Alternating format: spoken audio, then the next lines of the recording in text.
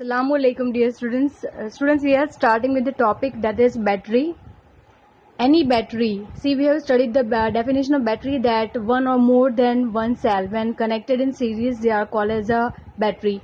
Cell that we use as a source of the electrical energy is basically galvanic, where the chemical energy of the redox reaction is converted into electrical energy. So, however, for a battery for a particular use should be reasonably light, compact, and should not vary the voltage during its use. So there is particularly two type of batteries: primary batteries and secondary batteries. We are going to talk about primary batteries. Are the one in which the reaction occurs only once, and after use over a period of a time, battery becomes dead and cannot be reused. Okay, the most familiar example of this type of dry cell is Lackland cell, which is discovered because of the name. It is given the name because of the scientist who discovered it, which is used commonly in our transistor and the clocks. The cell consists of the zinc container. It also acts as a anode. Zinc container is an anode, and cathode is a carbon graphite surrounded by the powdered magnesium oxide. This particular cell we have observed many a times, like you go for using this in the clock also, in the toys also, and so on. The space between the electrode is filled with the moist paste of the ammonium chloride and zinc chloride. The electrode reaction are complex, but they can be written as given. The reaction writing is a bit too complex over here, but the reaction is already given. Anode zinc solid is converted to Zn2 plus 2 electrons release, and cathode MnO2, that is magnesium oxide plus ammonia plus electron, that is going to give you MnO. Okay. In the reaction at the cathode, magnesium oxide is reduced from 4-state oxidation state to the 3. Ammonium produced in the reaction forms a complex with the Zn2 plus, gives your ammonium, ammonium zinc cell. The cell has a potential nearly 1.5. So the cell, हम जो छोटे वाले cell use करते हैं उसका voltage होता है 1.5 volt. Okay. Mercury cell suitable for the low voltage devices like hearing aids, watches, etc. consists of the zinc mercury amalgam as a cathode and a paste of the mercury oxide and carbon as a cathode. The electrolyte is paste of KOH and ZNO. The electrode reaction for the cell is given: anode zinc and mercury plus, along with it your OH minus ions, gives you ZnO plus H2O plus electron. Cathode mercury oxide plus water plus electron gives you HZ, that is mercury in liquid state, along with it 2 OH minus ion. The overall reaction is represented by ZnHg HgO gives you ZnO plus Hg. The cell potential is approximately over here, that is 1.3.5 volt, and remain constant during the life, as the overall reaction do not involve any ions in the solution whose concentration can change during the life period. This was about the primary cell. If we talk about the secondary cell, after the use of discharge by passing the current through its opposite direction so that it can be used again, a good secondary cell can undergo the large number of the discharging and charging cycles. The most important secondary cell is the lead storage battery, commonly used as the automobile and inverters. It consists of the lead anode and a grid of the lead packed with the lead oxide, that is PbO2, as a cathode. 38% of the solution of a sulfuric acid is used as the electrolyte over here. So we are using the secondary batteries as your lead storage battery.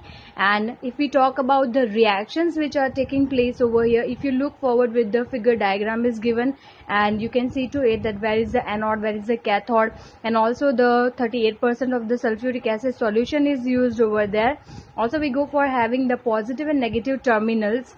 So we see the positive plate leads grids filled with the PbO2, that is your lead oxide, wherein negative plates lid grid fills with the spongy lid.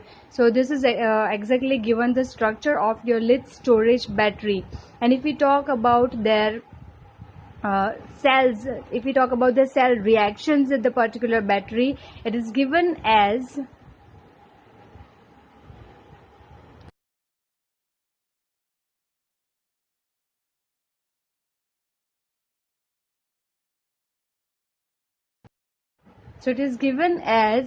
anode Pb plus sulfuric acid H2SO4, so you are having SO4 to minus ion, which is converted into PbSO4 plus 2 electrons.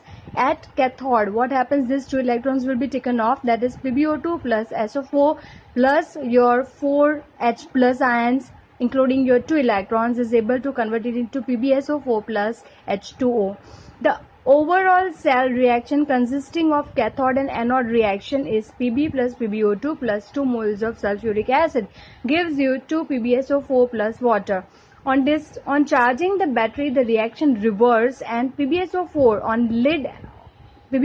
on anode and cathode is converted into Pb and PbO2 respectively. So this is the functioning of your lead storage battery. Also we go for having the another cell, that is we are going to talk about the rechargeable cell. Dear student, there are certain batteries which is used only once, that is what you know, and some batteries goes on reversible reaction, that is it is getting recharged over there if you go for changing the direction of the flow of the current. That is, once the reaction is taking place, redox reaction is taking place, and that can be the flow of the current. Sometimes it happens that when you flow the current, the reaction takes place, that is the opposite of that particular. So when we go for having the first former one, it is your electrochemical cell, but when you go for having the later one, it is known as your electrolytic cell. Similarly, we are going to have the dischargeable nickel cadmium cell. So that is what we are going to see now. Another important secondary cell is the nickel cadmium cell, which has a longer life than the lead storage cell but more expensive to manufacture. We shall not undergo this into details working of the cell and the electrolyte reactions during the discharging and charging. The overall reaction during the discharge is CD, that is cadmium plus NiOH3. What is this? Nickel hydroxide, that is in solid, that gives you CdO, cadmium oxide plus your nickel hydroxide plus water. So this is a particular reaction taking place over here, dear students. And let me tell you one more important thing about this chapter. In this chapter, many topics are eliminated. So we are going to just discuss that which are the topics which are eliminated from this particular chapter.